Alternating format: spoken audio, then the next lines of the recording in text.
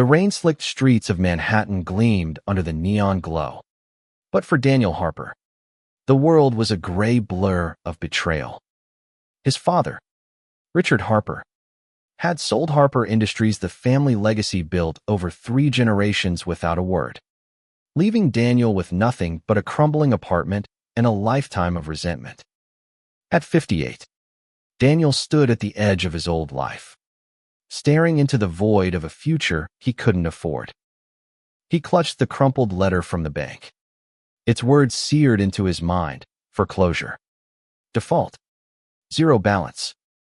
The company, a titan in steel manufacturing, had been his pride, his anchor. Richard had promised it would be Daniel's to inherit, a legacy to pass to his own son, Caleb.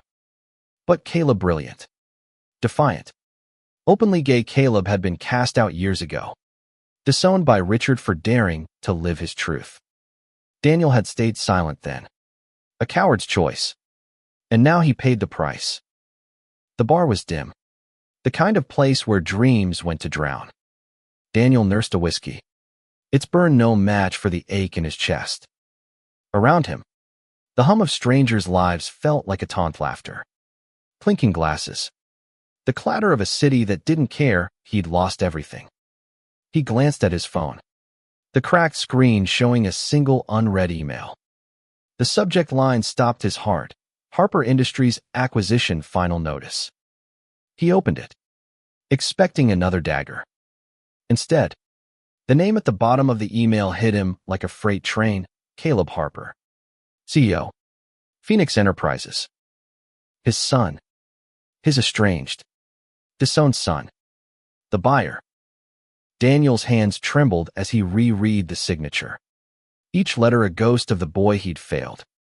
Caleb, now 32, had somehow risen from the ashes of his family's rejection to buy the very empire that had defined their name. The whiskey glass slipped from Daniel's grip, shattering on the bar floor. Heads turned, but he didn't care. How had Caleb done it?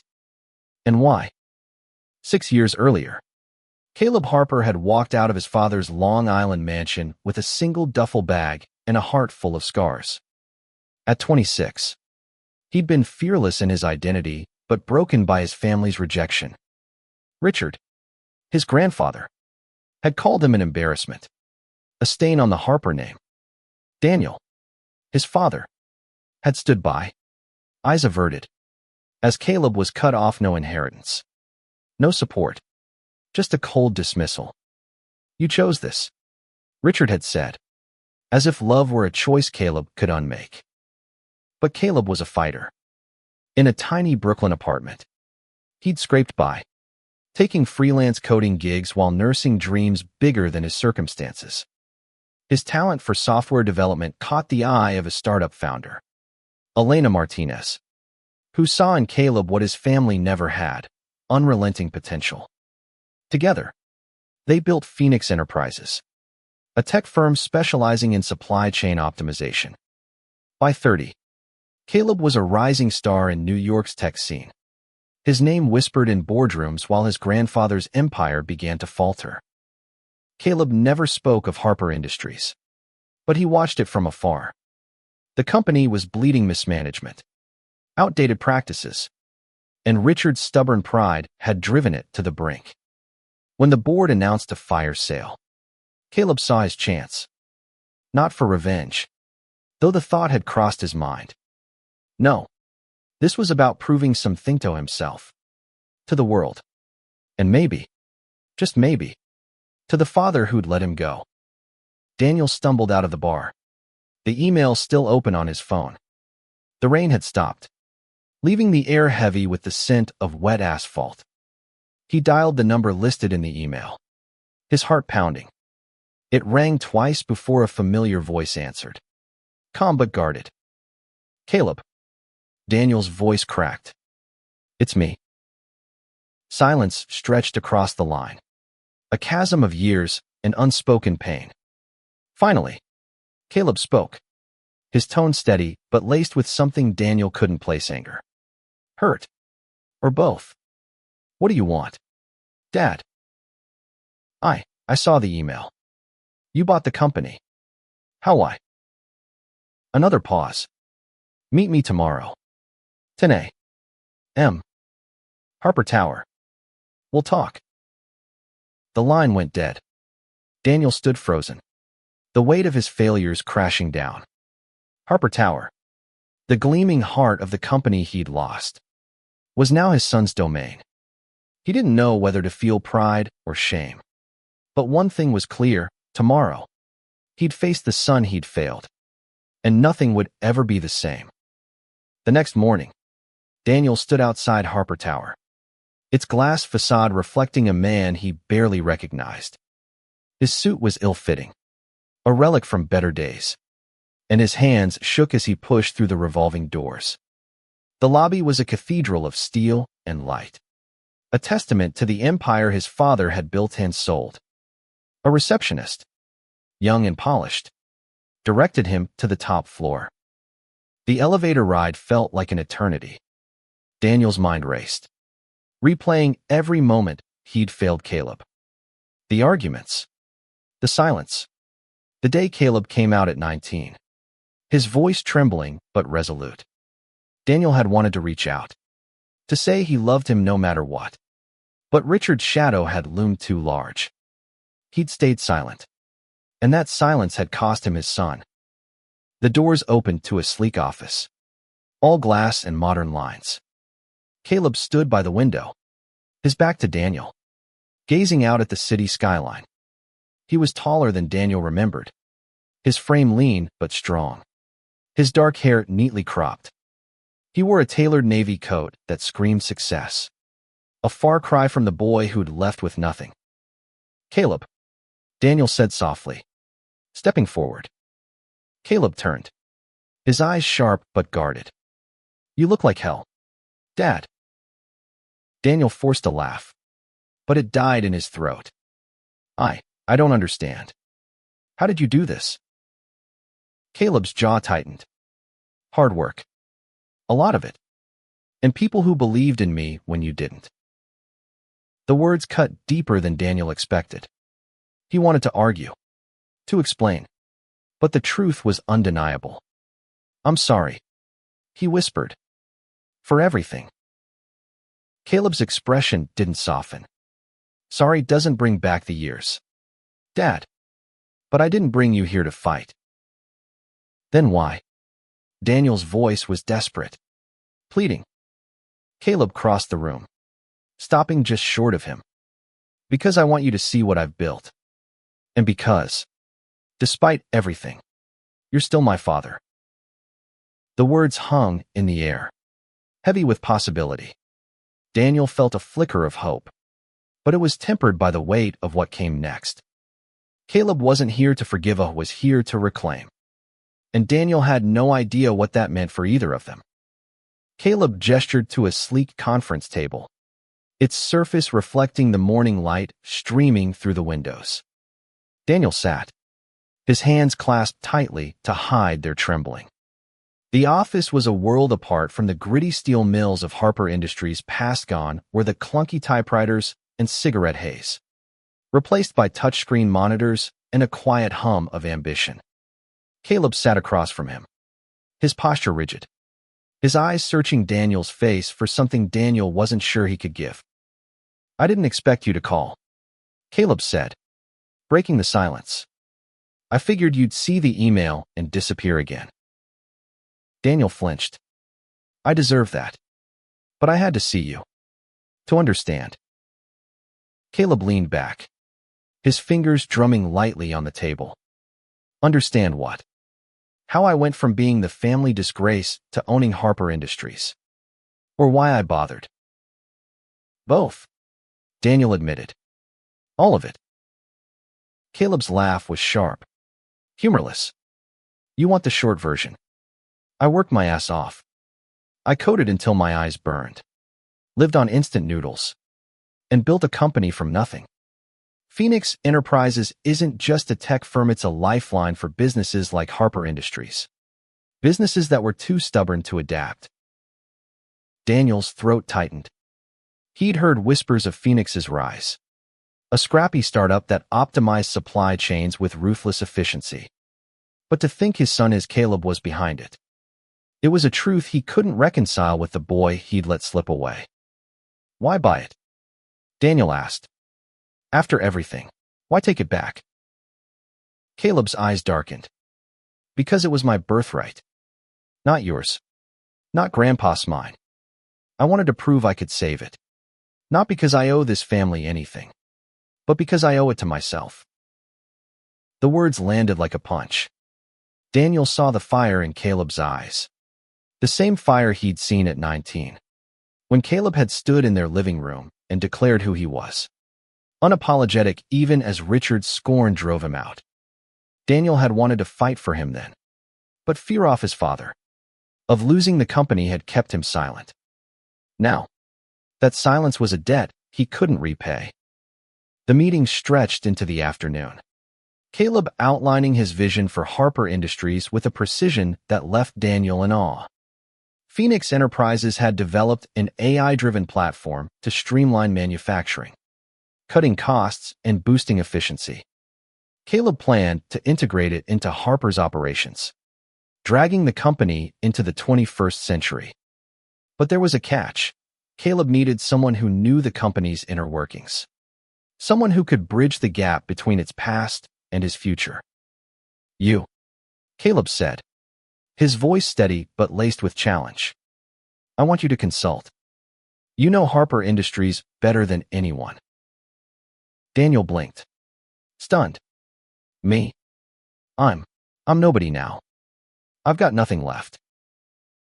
You've got 30 years of experience, Caleb countered. And you owe me. The offer hung between them, a lifeline wrapped in thorns.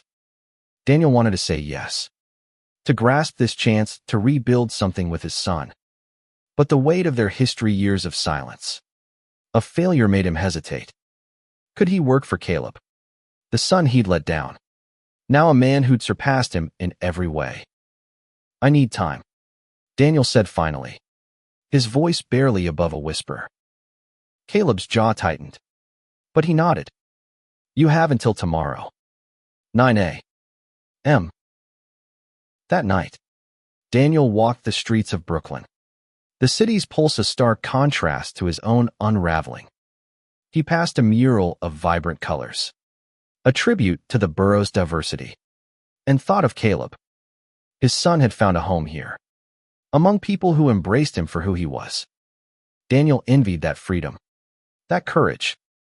He'd spent his life chasing his father's approval, only to lose everything: his company, his son, his sense of self. He stopped at a small diner, the kind Caleb used to love as a kid. Over a cup of bitter coffee, Daniel replayed their meeting. Caleb's offer wasn't just a job, it was a chance to make things right, or at least to try. But could he face the man he'd become in his son's eyes? A failure, a coward, a father who'd chosen legacy over love. His phone buzzed. A text from an old colleague. Heard Caleb bought Harper. You okay? Daniel didn't reply.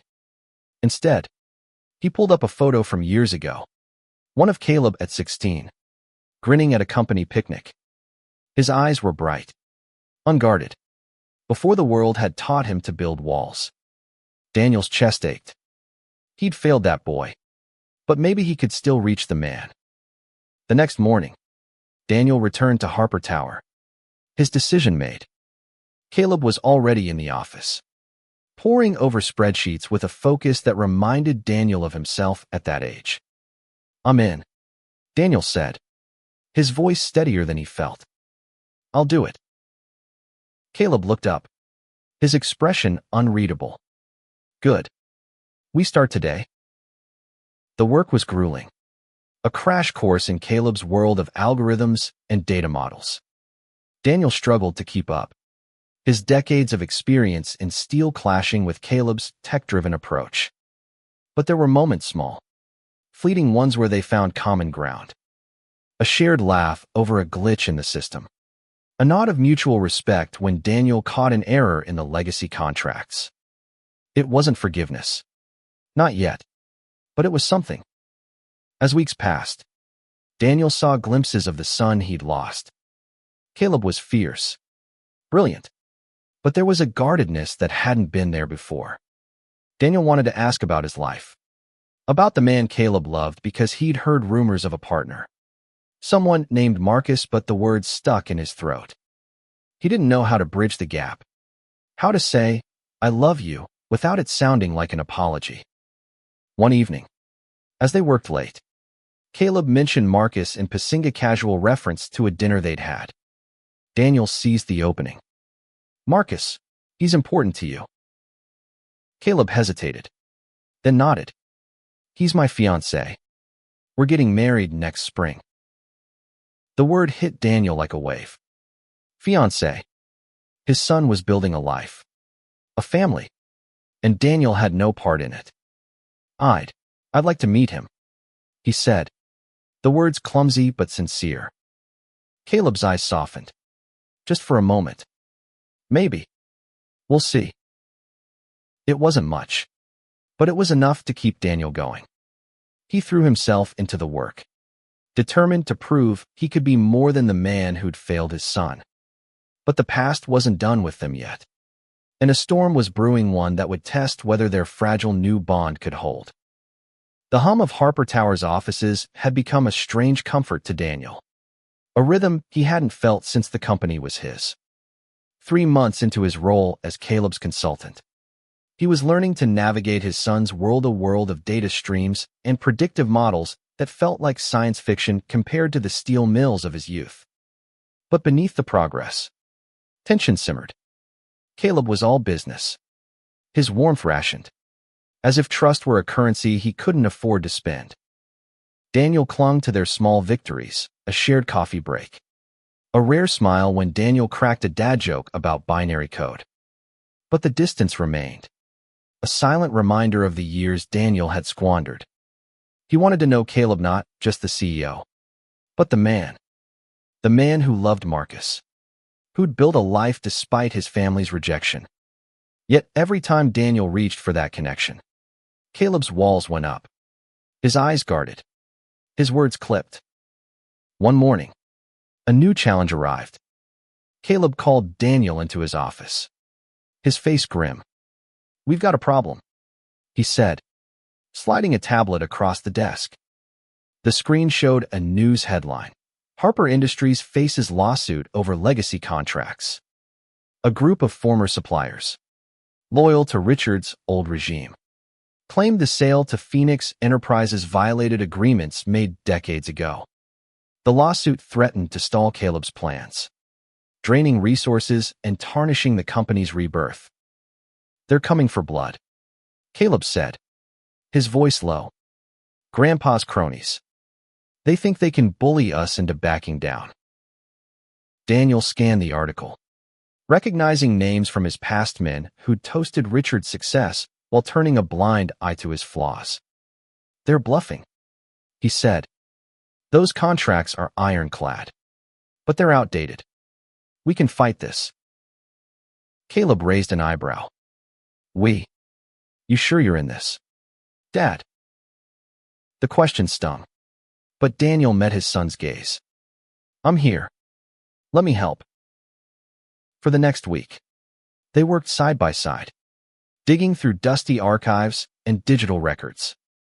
Daniel's knowledge of the company's history proved invaluable, unearthing clauses that weakened the supplier's case. Caleb's tech expertise turned those findings into a strategy, using data to expose the plaintiff's shaky claims. They were a team, however fragile, and Daniel felt a spark of pride not just in the work, but in the man his son had become. Outside the office, Caleb's life was a mystery Daniel was desperate to unravel. One evening, as they wrapped up a late meeting, Daniel spotted a photo on Caleb's desk, Caleb and a man with warm brown eyes and a wide smile, their arms around each other against a backdrop of autumn leaves. "Marcus," Daniel assumed, his heart twisting with a mix of joy and regret. He wanted to ask, to know more. But Caleb's phone buzzed, and the moment passed. Instead, Daniel threw himself into the lawsuit, hoping action would speak louder than words. The supplier's lawyer, a shark named Victor Crane, was relentless, digging into Caleb's personal life to discredit him. At a deposition, Crane sneered. "How does it feel, Mr. Harper, to buy your family's legacy with tech money while living a lifestyle your grandfather despised?" Caleb didn't flinch. "My grandfather's opinions don't run this company anymore. Results do." Daniel's chest swelled with pride, but guilt gnawed at him. He'd been complicit in Richard's bigotry, his silence enabling the pain Caleb now faced. After the deposition, he caught Caleb in the hallway. "I'm proud of you," he said, the words spilling out. "The way you handled that. You're stronger than I ever was." Caleb's expression flickered surprise, then skepticism. "Thanks," he said, but his tone was cool. "Let's just focus on winning." The lawsuit wasn't the only storm. Whispers of dissent grew within Harper Industries' ranks. Some veteran employees, loyal to Richard's memory, resented Caleb's changes. They saw him as an outsider, a tech upstart who didn't understand the company's soul. Daniel overheard their grumbling in the break room, their words laced with slurs that made his stomach turn. He wanted to confront them, to defend his son, but fear held him back, fear of alienating the men he'd once called allies. Instead, he brought the issue to Caleb, who listened with a clenched jaw. "I'm not here to win their hearts," Caleb said. "I'm here to save their jobs. If they can't handle who I am, they can leave." Daniel admired the resolve, but saw the toll it took. Caleb's shoulders were tense, his eyes shadowed by sleepless nights. Daniel wanted to help, to be more than a consultant. He started small, talking to the old-timers, using his history with them to bridge the gap. Some listened, others didn't. But Daniel kept trying, driven by a need to prove he could stand by his son this time. One night, as they worked late, Caleb's fiancé, Marcus, stopped by. He was a physical therapist, mid-30s, with a quiet strength and a smile that lit up the room. Daniel watched as Caleb's guarded demeanor softened, his hand brushing Marcus's as they spoke. The love between them was undeniable, and Daniel felt a pang of longing for what he'd missed. "Mr. Harper," Marcus said, extending a hand. "Good to meet you." "Daniel," he corrected, shaking Marcus's hand. I'm glad you're in Caleb's life." Marcus's smile was warm but cautious. "He's a good man. Stubborn, but good." Caleb rolled his eyes, but there was a spark of affection in the gesture. For a moment, the three of them stood in a fragile bubble of connection. The weight of the past momentarily lifted, but the moment was fleeting. Caleb's phone buzzed with news. Crane had filed a new motion, escalating the lawsuit. The fight was far from over, and Daniel knew their fragile bond would be tested again. The lawsuit's shadow loomed larger, a storm cloud over Harper Tower. Victor Crane's new motion accused Phoenix Enterprises of predatory acquisition tactics, claiming Caleb had exploited Richard's failing health to buy Harper Industries at a bargain. The accusation was a lie, but it was clever, designed to inflame the old guard and sway public opinion. Daniel watched Caleb navigate the crisis with a steely calm, but he saw the cracks late nights. Terse emails, the way Caleb's hand lingered on Marcus's for a moment longer than usual. Daniel threw himself into the fight, digging through decades of company records to counter Crane's claims. He found emails proving Richard had initiated the sale, desperate to cover personal debts. The discovery was a small victory, but it came with a bitter truth. Richard had betrayed them both, selling the company not out of strategy, but out of weakness. Daniel shared the findings with Caleb, expecting relief, but Caleb's response was cold. "So Grandpa was a fraud," Caleb said, tossing the documents aside. Doesn't change the fact that you let him erase me. The words cut deep, but Daniel nodded. I know. I'm trying to make it right. Caleb's eyes searched his, then softened slightly. Keep digging. We need more. Outside the office, Daniel sought ways to connect with Caleb beyond the lawsuit. He invited Caleb and Marcus to dinner, a nervous gesture that felt like stepping onto thin ice. To his surprise, Caleb agreed, and they met at a cozy Italian restaurant in Brooklyn. Marcus was a natural conversationalist, sharing stories of his work with a warmth that put Daniel at ease. Caleb was quieter, watching his father with a mix of curiosity and caution. You've changed, Caleb said over dessert, his voice low. I didn't expect that. Daniel's throat tightened. I'm trying. I want to know you, Caleb, not just the CEO. Caleb didn't respond, but Marcus squeezed his hand under the table, a silent encouragement. The dinner ended with a tentative promise to do it again, and Daniel felt a flicker of hope. Maybe, just maybe, they could rebuild something. Back at Harper Tower, the lawsuit escalated. Crane leaked the story to the press, painting Caleb as a vengeful son exploiting his family's legacy. The headline stung, but Caleb refused to engage, focusing instead on the company's transformation. His AI platform was starting to show results. Production costs were down, and new contracts were rolling in. But the old guard's resentment grew, and Daniel overheard a plot to undermine Caleb's leadership. One afternoon, he confronted the ringleader, a foreman named Joe who'd worked for Harper Industries since Daniel was a kid. You're backing the wrong horse, Joe, Daniel said. Caleb's saving this company. Joe sneered. He's not one of us. Never will be. Daniel's temper flared. He's my son, and he's more Harper than any of us. The words felt like a revelation, a truth Daniel had been too afraid to claim until now. Joe backed down, but the damage was done. Rumors of a walkout spread, threatening Caleb's progress. Daniel told Caleb about the encounter, expecting anger, but Caleb just sighed.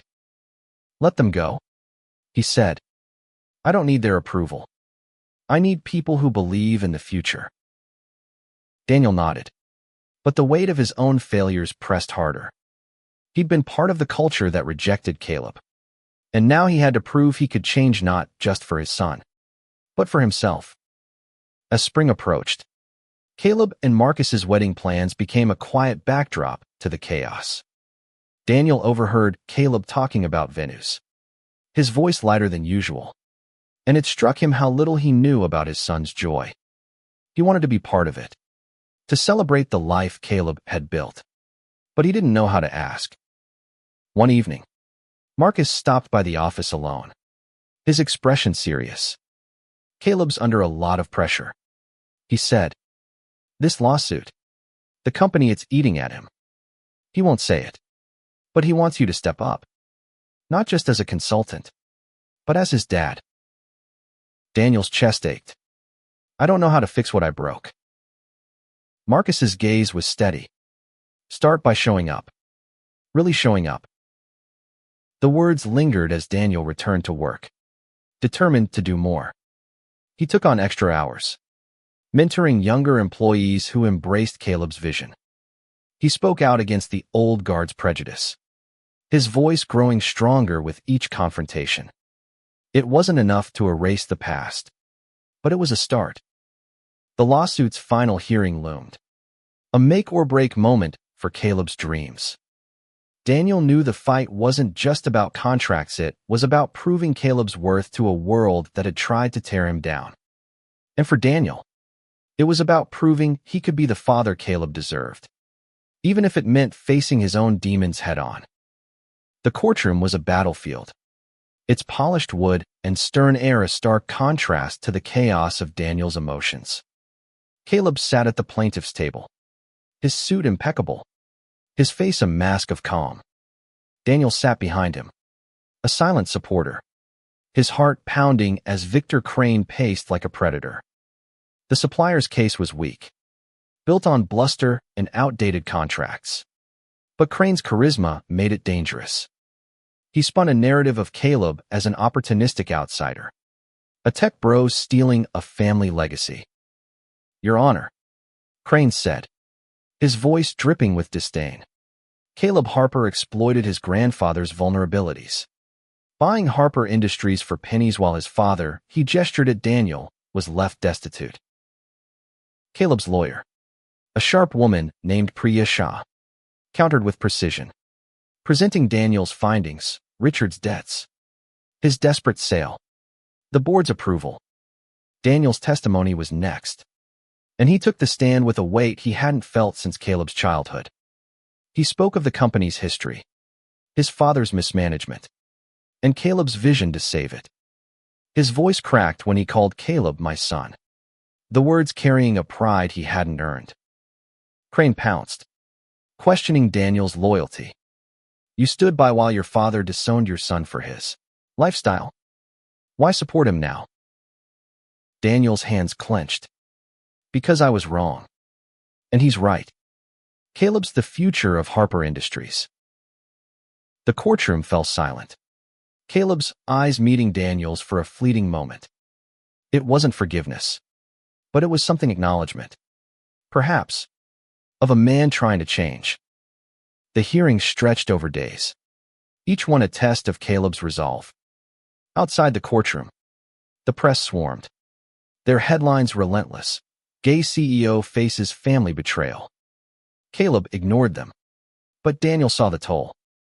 Late one night, as they reviewed documents in Caleb's office, Daniel noticed Caleb's hands shaking as he typed. "You okay?" Daniel asked, tentative. Caleb didn't look up. "I'm fine. Just tired." "You're not fine." Daniel pressed. "Talk to me." Caleb's fingers stilled, his eyes fixed on the screen. "Why do you care now? You didn't when I needed you." The words were a knife, but Daniel didn't flinch. "I care because I love you. I always have, even when I was too weak to show it." Caleb's gaze snapped to his, raw and searching. For a moment, the walls between them seemed to thin. But then Caleb shook his head. "We've got work to do." The lawsuit wasn't the only battle. The walkout Daniel had feared materialized, with a dozen veteran employees quitting in protest of Caleb's leadership. Their departure was a blow, but Caleb filled the gaps with young, diverse talent eager to embrace his vision. Daniel watched his son navigate the crisis with a grace he envied, rebuilding the company's culture brick by brick. One afternoon, Daniel found Caleb in the break room, staring at a photo on his phone, him and Marcus, laughing at a street fair. "He keeps me grounded," Caleb said, almost to himself. "This fight, it's for him, too." Daniel seized the moment. "Can I ask about him?" "Marcus, I mean." Caleb hesitated, then nodded. "He's everything. Patient, strong, doesn't let me take myself too seriously. He's why I keep going." Daniel smiled. "A real one. He sounds like a good man." "He is." Caleb's voice softened. "You'd like him." The conversation was brief, but it felt like a crack in the armor, a step toward something new. Daniel held on to it, determined to earn more moments like it. As the lawsuit neared its end, Daniel took a risk. He asked Caleb and Marcus to join him for a walk in Central Park, a place they'd loved when Caleb was a kid. To his surprise, they agreed. The air was crisp, the trees ablaze with spring colors. Marcus kept the conversation light, sharing stories of his childhood in Chicago, while Caleb walked quietly, his guard still up but softer. At the Bethesda fountain, Daniel stopped, his heart full. "I know I can't undo the past," he said, looking at Caleb, "but I want to be part of your future. Both of yours." Caleb's eyes glistened, but he didn't speak. Marcus took his hand, a silent anchor. Finally, Caleb nodded. We'll see, Dad. One step at a time. It wasn't a promise, but it was enough. As they walked on, Daniel felt the weight of his mistakes lift. Just a little. The lawsuit's outcome was still uncertain. But for the first time, he believed in something bigger, a chance to rebuild not just a company, but a family. The judge's gavel fell, and the courtroom held its breath. Priya Shah's defense had been relentless, dismantling Crane's accusations with evidence and poise. The supplier's case collapsed under the weight of Richard's documented failures and Caleb's transparent acquisition process. The ruling was clear. Harper Industries belonged to Phoenix Enterprises. Free and clear. Caleb's victory was a triumph. But as he left the courtroom, his face was unreadable, his shoulders still tense. Daniel followed, catching up outside the courthouse. You did it, he said, his voice thick with pride. Caleb nodded, his eyes on the horizon. We did it. Your testimony helped. The acknowledgement was small, but it warmed Daniel like sunlight. They stood in silence, the city's pulse around them, until Caleb spoke again. This doesn't fix everything, Dad. You know that. I know, Daniel said, but I'm here for whatever comes next. Caleb's gaze softened. Just for a moment. Let's get back to work. Back at Harper Tower, the victory sparked a shift. Caleb's AI platform was fully integrated, and production soared. The company's stock, once on life support, began to climb. Employees who doubted Caleb now saw results: new contracts, better wages, a future. The old guard's resistance faded, replaced by cautious respect. Daniel watched it unfold, marveling at his son's ability to turn chaos into order.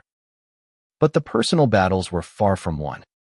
Caleb was still guarded, his trust a fragile thing. Daniel pushed himself harder, not just in the office, but in small gestures: bringing coffee, asking about Marcus, listening when Caleb shared rare glimpses of his life. One evening, Caleb mentioned their wedding plans again, a venue in upstate New York with views of the Hudson. Daniel seized the chance. Can I help? He asked. With the wedding? I mean, anything you need. Caleb hesitated, then nodded. Maybe. I'll let you know. It was a crack in the wall, and Daniel clung to it. He started attending company events, speaking up for Caleb's vision, earning nods from younger employees who saw him as a bridge between the old and new. He even met Marcus for coffee one morning, learning about the man who'd become Caleb's anchor. Marcus was candid, sharing how Caleb's family rejection had shaped him, but also how his love for Caleb had healed those wounds. You're trying, Marcus said, his tone kind but firm. That matters, but it's going to take time. Daniel nodded, grateful for the honesty. I've got time. As summer bloomed, so did Caleb and Marcus's wedding plans. Daniel was invited to a planning session at their Brooklyn apartment, a cozy space filled with books and photos of their life together. He felt like an outsider, but Marcus's warmth and Caleb's quiet acceptance made him stay. They talked caterers and music, and Daniel offered to cover the cost of the flowers, a small gesture. But one Caleb accepted with a nod. The moment was interrupted by a call from Priya. A new threat had emerged: a rival firm, backed by some of Richard's old allies, was poaching Harper's clients, spreading rumors about Caleb's leadership. The news hit Caleb hard, his face tightening as he hung up. They don't stop, he muttered.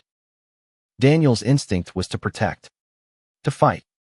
Let me handle it, he said. I know these guys. I can talk them down.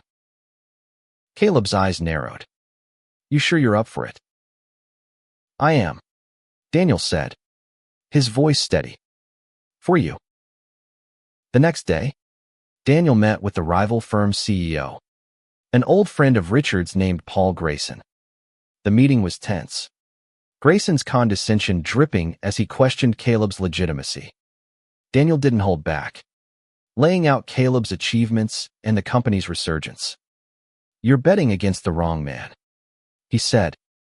Caleb's building something you can't touch. Grayson backed off, but the encounter left Daniel shaken. He'd spent years bowing to men like Grayson, but now he saw them for what they were, relics clinging to a fading world. He returned to Caleb with the news, expecting a nod of approval, but Caleb's response was guarded. Thanks, he said, but this isn't over. They'll keep coming. Daniel nodded, understanding the deeper truth. The fight for respect, for acceptance, was one Caleb had fought his whole life, and Daniel was only beginning to understand the cost. As the wedding approached, Daniel felt a shift. Caleb invited him to more planning sessions, and their conversations grew easier, less guarded. One night, as they sorted through seating charts, Caleb laughed at a real, unguarded laugh at a story Daniel told about his own disastrous wedding toast years ago. It was a fleeting moment, but it felt like a gift. Daniel knew the road ahead was long, but he was ready to walk it. The company was thriving. The lawsuit was behind them, and Caleb's love for Marcus was a beacon of hope. For the first time, Daniel believed he could be more than the man who'd failed his son, could be the father Caleb deserved. The Hudson Valley glowed with autumn light, the trees a riot of red and gold as Daniel arrived at Caleb and Marcus's wedding venue. The estate was stunning rolling hills, a rustic barn, a river glinting in the distance. Daniel had offered to help set up, and now he stood arranging flowers, his hands clumsy but determined. Caleb watched from a distance, his expression unreadable, while Marcus directed caterers with easy confidence. You didn't have to do this, Caleb said, approaching. The flowers. I mean. Daniel smiled, wiping dirt from his hands. I wanted to. It's the least I can do. Caleb nodded, a flicker of something gratitude, maybe crossing his face. They worked in silence for a while, the air filled with the scent of roses and the hum of preparations. Daniel stole glances at his son, marveling at the man he'd become. Caleb was nervous, his usual confidence softened by the weight of the day, but there was a joy in him Daniel hadn't seen in years. Marcus joined them, slipping an arm around Caleb. You two okay? Yeah, Caleb said, leaning into him. Just a lot. Daniel watched them, his heart full. He wanted to say so much to apologize again, to promise he'd never fail them, but the words felt inadequate. Instead, he handed Caleb a small box. For you, he said. For today. Inside was a pair of cufflinks, engraved with the Harper Industries logo, a nod to the company they'd saved together. Caleb's eyes widened, his fingers tracing the metal. Dad, you don't have to wear them, Daniel said quickly. I just thought. I'll wear them. Caleb interrupted, his voice soft. Thank you. It was the closest they'd come to reconciliation, and Daniel held on to it like a lifeline. The wedding was a week away, and Harper Industries was thriving. Caleb's platform had attracted new investors, and the company was expanding into green manufacturing, a move Daniel hadn't expected but admired. Yet the rival firm's attacks continued, their rumors now targeting Caleb's personal life.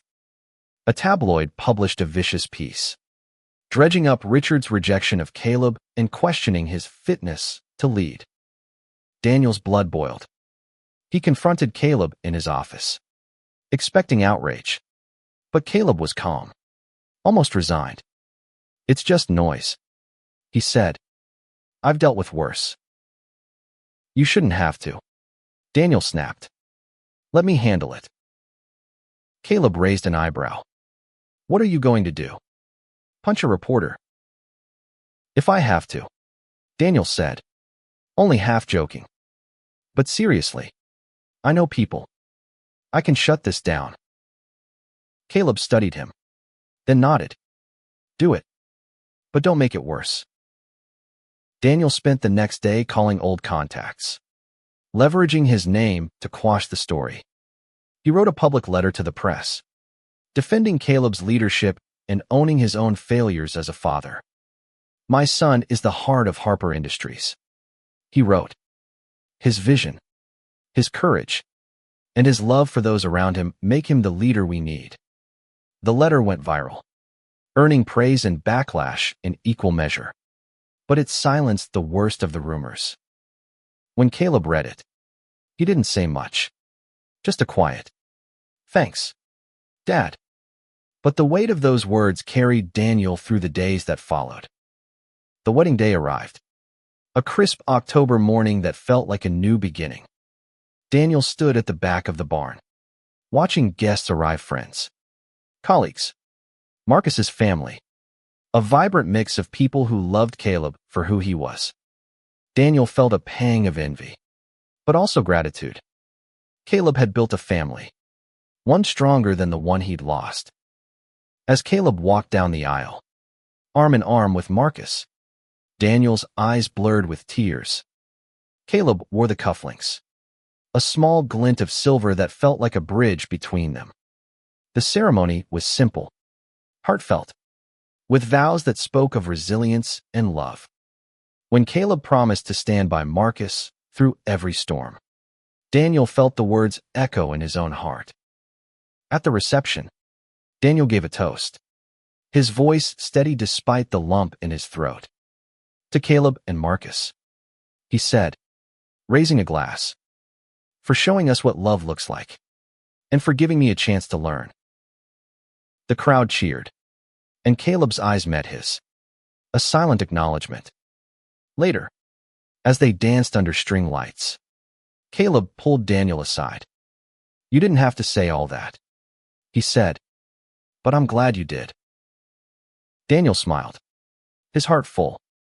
I meant every word. The night ended with laughter and music, and Daniel felt a peace he hadn't known in years. The company was secure. The rumors were fading, and his son was happy. But the journey wasn't over, not for Harper Industries, and not for them. The months after the wedding were a whirlwind. Harper Industries, now fully integrated with Phoenix Enterprises, became a beacon of innovation, its green initiatives drawing global attention. Caleb was a reluctant celebrity, his story of triumph over adversity inspiring articles and TED Talks.